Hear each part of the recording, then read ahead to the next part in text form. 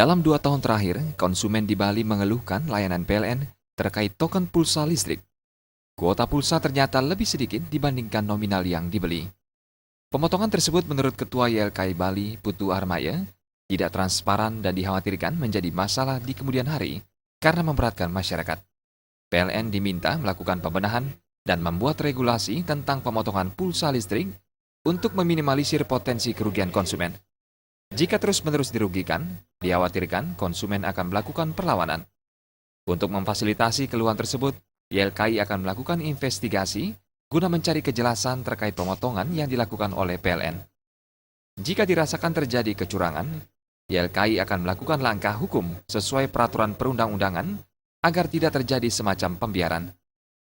Ketika konsumen membeli listrik yang harganya 100.000, itu dia hanya mendapatkan sekitar 70. Nah, dipotong 30.000. Memang ada potongan dari PLN, di sana ada potongan biaya administrasi bank, itu juga kisaran cuma 3.500. Kemudian di sini pajak penerangan jalannya. Nah, kalau pajak penerangan jalan ini juga tidak transparan dari PLN, mestinya harus transparan dari PLN berapa yang dipotong tiap-tiap kabupaten kota, itu harus jelas. Potongannya berapa, kalau tidak ini kan nanti akan menjadi masalah di kemudian hari.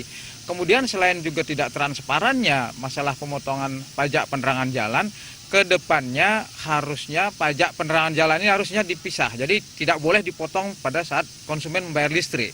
Itu merupakan kewajiban PLN untuk menyetorkan kepada pemerintah daerah. Terkait masalah layanan pelanggan PLN, YLKI Bali sudah sering mengkonfirmasi kepada PLN, namun hingga kini pelayanan belum juga dirasakan membaik. YLKI berharap PLN mampu meningkatkan pelayanan untuk melindungi konsumen. Pujiantini dan Adi Setiawan, Bali TV.